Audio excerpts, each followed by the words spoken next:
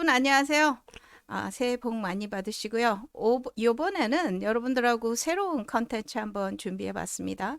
제가 직장 생활 캐나다에서 지금 현재 20년째 하고 있죠. 저희 아들 이제 초년생으로 출발을 합니다. 어떻게 출발을 했고 지금 캐나다 그 직장 생활의 환경은 어떤지 그거에 대해서 한번 오늘 얘기를 해보려고 합니다. 이 인터뷰는 제가 영어로 진행을 하니까요. 여러분들이 밑에 자막을 보시면은 어, 한국말로 제가 translate 해놓을 테니까 한번 보세요. Thank you for coming, Vincent. Thanks for having me. So, can you introduce yourself? Yeah, hey everyone. To everyone watching this video, my name's Vincent. Uh, and that's my mom. I also do YouTube on the side as well, but mainly just gaming content, not the kind of stuff that you find on my mom's channel, like the commentaries, the written pieces. That's the stuff I like to dabble in. Thank you. So, you finished university when? 2021. Had to finish that second half of my degree with the pandemic, with the work, 100% remote environment. So that was an interesting experience having to finish that up in a once in a lifetime pandemic. But yeah, 2021, that's when I finished up. And also, can you describe what the process was like to getting a job? Yeah, for my situation with the employment I've been able to land right now, I was basically searching through LinkedIn, through job postings I could find on there, possibly, especially in my case specifically, I was looking through anything that would have an entry level uh, requirement to get into the company. And I just happened to find this one posting. I applied, did the interviews like everyone else, and it just happened to fall into place. Can I ask you more details about the process? So, at first, you submit the CV and you had the cover letter?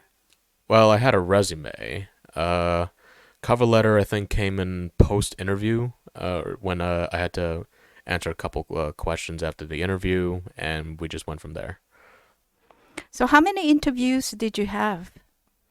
My company is usually have a HR interview and then technical questions, but I was wondering what was yours like? Just HR department person or your manager level second interview?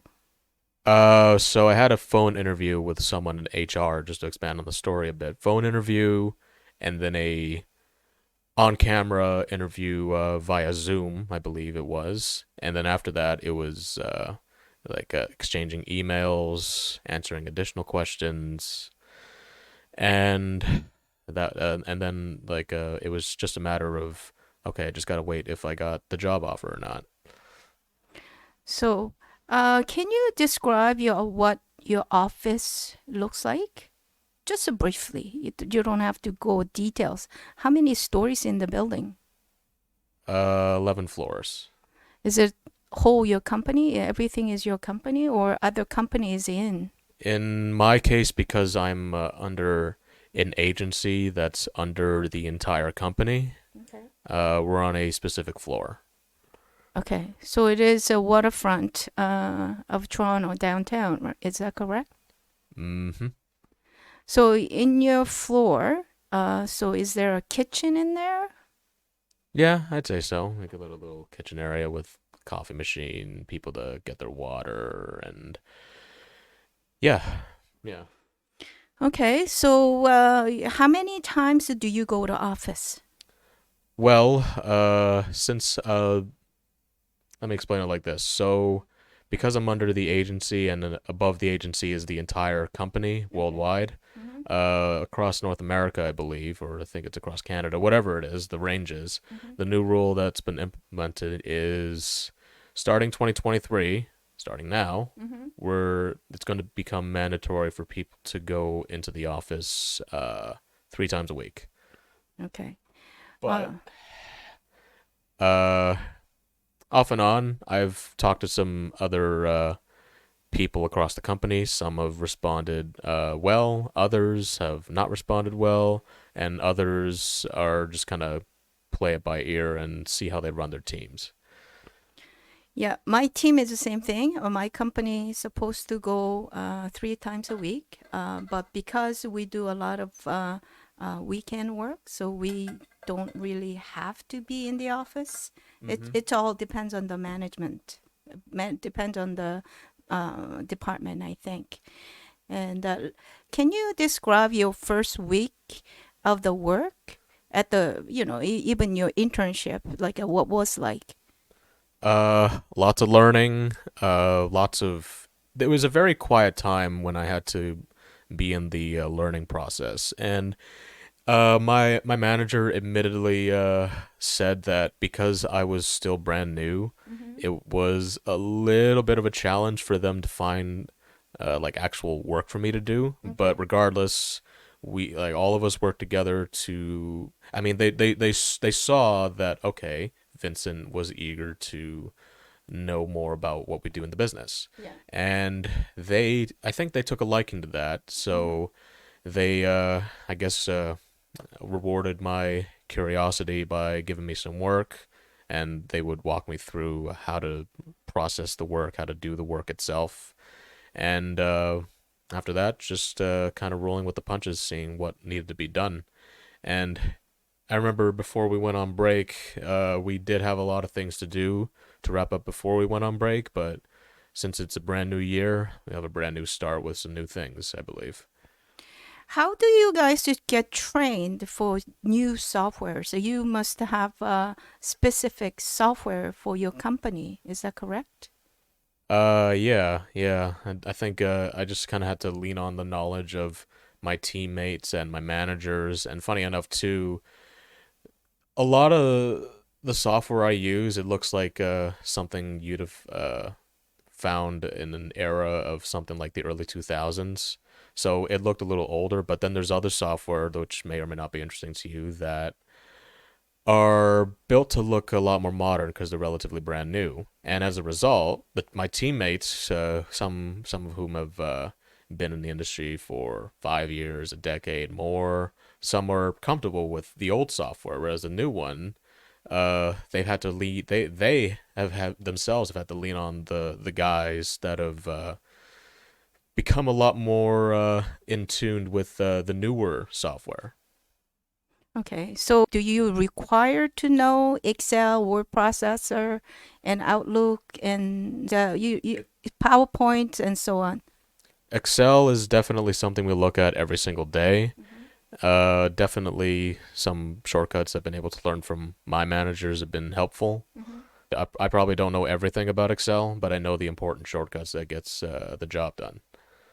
So when you take a break, do you take a break with your coworkers or by yourself? Or what would your lunch break looks like or your break time looks like? Well, we do have a separate cafeteria, and depending on the day, sometimes my coworkers just want to eat at their desk. Sometimes they do want to go up, uh, and then we just kind of reconvene back at the same area in the office afterwards. So is that like a 12 o'clock you go and have a lunch, or you sort of free to do whatever you want? You can snack on your desk as the day goes, or how that works? Yeah, basically around noon, 12 p.m., I can go up to the cafeteria, Hmm. have my lunch, and then go back. By yourself? So far it has been on my own, but I have met some other people from my program off and on here and there in the cafeteria. So Then you guys sit together and eat together? yeah, we chat, see how our specific careers are going, see what progress we've made. Okay. So is someone announced, let's take a break, or how that works? You can walk away from your desk anytime you want, or is it a punch in, punch out? How that works? Well, we while we do typically have our own, in my company's case anyway, that we have our own specific logins to keep track of timesheets. Okay. We, on my team specifically, though I understand every single team in that building operates drastically differently from what I heard. My team specifically, we have check-ins every single day at 11 where we get together to discuss what we're doing, be it daily goals, weekly goals, or, monthly goals, all that stuff. Mm-hmm. Just take things one at a time and Mm-hmm. even like catch up on things too. Just casual conversation. Mm-hmm. Because you got to have that once in a while to lighten the mood and keep things comfortable for everyone. Mm-hmm. But that being said, after the 11 a.m. To 12 p.m. meeting, because it lasts like typically that long, that's when we go have our lunch. I see. So, what's your schedules like? You start at 9 o'clock and finish at 5, or how that works? It can be slightly malleable. It sometimes they understand that sometimes the the uh, the traffic in Toronto can sometimes be inconsistent, Mm-hmm. and they know that sometimes like I can show up at 9, I can show up at 9:30. Like either way, I'm there and ready to work. So it can be malleable in that way. 9 to 5 is the usual time, right? Yeah. But if you start late, let's say 9:30 because you're stuck in the traffic, they ask you to stay until 5:30. I haven't gotten that, no, and it also depends on the workload too. I've been told this already, and I've only got a tiny fraction of this experience. Mm-hmm. They told me that throughout the year, we're gonna get periods where we're extremely busy and we're gonna have to work overtime to get things done. Do the work, kind of just take it hour by hour, and then just log off and go home. Or in this case, or if you're at home, just log off and that's it. So if you are late, do you have to phone your manager? I haven't had to yet. Okay. So if for someone late, they say, "Oh, I'm sorry being late," or things like that. Or have Uh, you seen that? Not too often, because I've seen like really, it's a matter of understanding. Like they get it. It's like things can get unpredictable out there, like I said, but regardless, they got the experience. They can show up and do their thing. Mhm. Yeah. Okay. So it doesn't matter whether your manager arrived before you or you leave to home before your manager leaves. It doesn't really matter, right? And I'll put it like this too. Every single time I've been to the office, I've seen my manager, the leader of our team. Mm-hmm. Well, correction, we kind of have two managers I should add on. We have Mm-hmm. there's the manager, and then I guess there's Manager's manager? something like that. Yeah, Okay. yeah. Because I guess in terms of official titles, they have the director, and then there's the associate director who works Okay. with the director, Okay. and they're my managers. Basically, I see the manager, the Okay. director, there every single day because he's kind of become accustomed to it, being in the industry for 20 years. Yeah. So you just assigned a contract for full time. So Mm. there's a lot of benefits coming with it. So you don't know what it looks like yet, right? They can. That's why an HR department exists for us. We can discuss like what I'm eligible to receive with when I'm in my time in the company. Mm-hmm. So that can definitely help me, especially on my first career path, because I've had jobs, and I'm just kind of quoting what I've told my managers. I've had jobs before, but in terms of careers, this is the very first one. So if you work overtime, do they pay overtime? Because it's salaried, I don't believe so. You don't have a bonus program? Do you know anything about your bonus program? I don't actually. Probably something I should ask myself. Yeah, probably because you're just a junior, just starting. I don't expect any the bonuses with it. Just at this point, I'm honestly just taking any opportunity I have. It's okay. I mean, this looks big to be now, but you gotta have the first stepping stones in order to get bigger opportunities later down the road. Since you work in downtown, do you find that restaurants are expensive outside of your office, or do you just eat cafeteria in the office? Yeah, that's why unless if I'm going out with like friends or something or very special events, I try my best not to go to restaurants, of course. It's not something that'll break the bank, mind you. It's nothing too fancy or anything. Mhm. But it's just like I'm gonna leave those for special occasions or whatever. I'm not gonna go to them all the time. So if you bring the food, if you make your lunch, is there a fridge to store the food? And a microwave to heat it up. Oh, Yeah. that's wonderful. Microwaves. Oh, is that so? Kitchen is each floor has a kitchen, or is that you gotta go downstairs and it's all everybody's entire building is using the cafeteria space? How that works? Well, let's see. I think on my floor specifically, there's two sides of the floor, and there's two kitchens with everything you need. So cafeteria is you pay for the food? Well, in my case, thankfully, the company subsidizes pretty much all the food, with the exception of very small items like things in the fridge or sweets in the display shelf. But even that is like subsidized 50% off. Sandwich cost or chocolate bars? What was the cost? Zero. Oh, But nice, but nice. but if I had a cookie, the normal price is $2 because it's subsidized. It's one. I see. So you guys don't have a Starbucks or anything. Someone make No. coffee for you. Well, we have coffee machines upstairs, But but there's also coffee downstairs in the cafeteria, or rather. so Yeah. somebody prepare, but not like a latte, someone make it for you kind of thing. Uh, I think I've seen that. Yeah.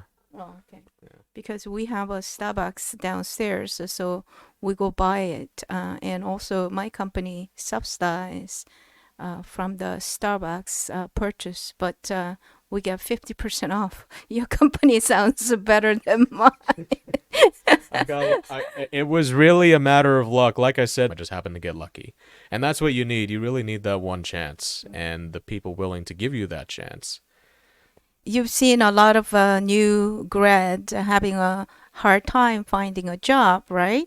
Including myself. I just try to be informative for my viewers about what job market's like and what immigrant life is like in Canada. Anyway, so thank you. Yeah, I hope this podcast-styled conversation helped with any of you and your journeys. Thank you. Thank you. 자, 오늘 영상이 여러분들한테 도움이 되셨길 바라고요. 저는 오늘 여기까지 하겠습니다. 새해 복 많이 받으세요. 감사합니다.